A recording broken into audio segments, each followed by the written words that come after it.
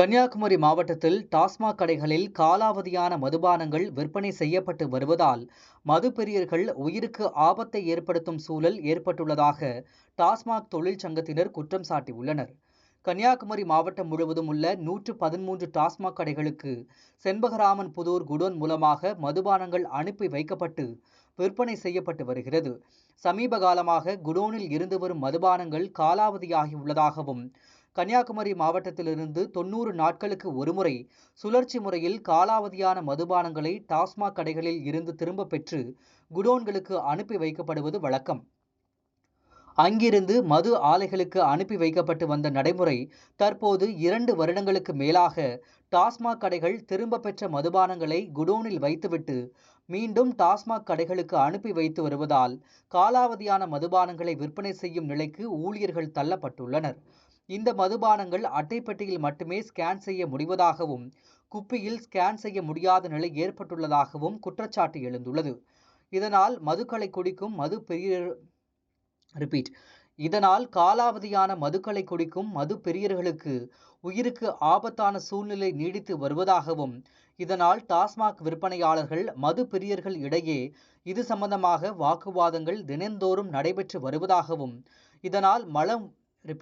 இதனால் மன உளைச்சல் உட்பட பலவித பாதிப்புகளை சந்தித்து வருவதாகவும், கன்னியாகுமரி மாவட்டத்தில் ஒரு டாஸ்மாக் 25 கேஸ் காலாவதியான மதுபானங்கள் வீதம் உள்ளதாகவும், மாவட்டம் முழுவதும் 8000 கேஸ் காலாவதியான மதுபானங்கள் உள்ளதாகவும், எனவே இதற்கு உடனடியாக நடவடிக்கை எடுக்க வேண்டும் என்றும் டாஸ்மாக் தொழிற்சங்கத்தினர் குற்றம் சாட்டியுள்ளனர். இதுகுறித்து மாவட்ட ஆட்சியருக்கு மனு அளித்தும் உள்ளனர்.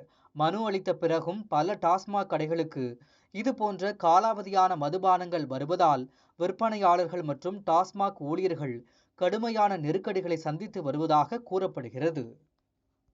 வணக்கம். இன்று மாவட்ட ஆட்சியாளர் அவர்களிடம் இன்றைக்கு ஒரு டாஸ்மாக் சம்பந்தமான ஒரு மனுவை வழங்கியிருக்கிறோம். அது என்னன்னா, நம்முடைய கன்னியாகுமரி மாவட்டத்தில் 90 நாட்கள் கழிந்த சரக்குகள் அனைத்தும், அந்த மதுபானத்தின் சரக்குகள் அனைத்தும் குடோனுக்கு திரும்ப பெற்றுவிட்டு அது இப்பொழுது என்னவென்றால் அதில் மறுபரிசீலனையாக 90 நாட்கள் அப்படி கழிந்ததாக 2 வருடம் 3 வருடம் 4 வருடம் கழிந்த சரக்குகள் இன்று லேபிள்கள் இல்லாமல் நம்முடைய கடைகளுக்கு விற்பனைக்கு வந்திருக்கிறது. அந்த பாட்டில்களை பார்க்கும்போது அந்த அட்டை பெட்டியில் மட்டும்தான் அதற்கான ஸ்கேனிங் இருக்கும். ஆனால் உள்ள இருக்கும் சரக்குகள் எந்த சரக்குமே ஸ்கேன் ஆகாது. இதை நம்ம மற்றவர்களுக்கு விற்கும்போது ஏதாவது உயிருக்கு அச்சுறுத்தல்கள் ஏற்படலாம். ஏனென்றால் தரம் இருக்குமா, 4 வருடம் 5 வருடம் கழித்தது என்றால் அது தரம் இருக்காது. அதை தரத்தை செக் பண்ணி அதை கொடுக்க வேண்டும். எங்களுக்குள்ள பணியாளர்களுக்கான அச்சம் என்னவென்றால், இதை குடித்து மதுப்பிரியர்களுக்கு ஏதாவது உடலில் ஏதாவது தீங்குகள் விளைவிக்க உயிர் அச்சங்கள் ஏதாவது ஏற்பட்டால் அது இந்த பணியாளர்கள் மீது சுமத்தப்படும். அதுதான் நாங்கள் வச்சிருக்கும் கோரிக்கை. என்னன்னா, நீங்க தரம் மிகுந்ததாக அதை உறுதித்தன்மையோடு கொடுக்கப்பட வேண்டும் என்றுதான் நாங்கள் இப்பொழுது கடிதத்தை கொடுத்திருக்கிறோம். அதை பரிசீலனை பண்ணி அதை தரமான பொருளை கொடுக்க வேண்டும். மாற்று மாவட்டங்களில் இருந்து வரும் அந்த கழிவு பொருட்களை நம்முடைய குமரி மாவட்ட மக்களுக்கு கொடுக்கக்கூடாது என்பதை உறுதியாக நாம் தமிழர் தொழிற்சங்கத்தின் சார்பாக அதன் மாநில தலைவர் மோசேன் பேசன் ஆகிய நான் வலியுறுத்துகிறேன். நன்றி, வணக்கம். இதுல எத்தனை பாட்டில் கொடுத்திருக்காங்க? இது நம்ம பார்க்கும்போது ஒட்டுமொத்தமாக ஒரு பெட்டியில் 48 பாட்டில்கள் இருக்கும். ஆனால் கன்னியாகுமரி மாவட்டத்தில் 6000 கேசுகள், 6000 to 8000 கேசுகள் வெளி மாவட்டத்திலிருந்து வந்ததாக தகவல் வரப்பெறுகிறது.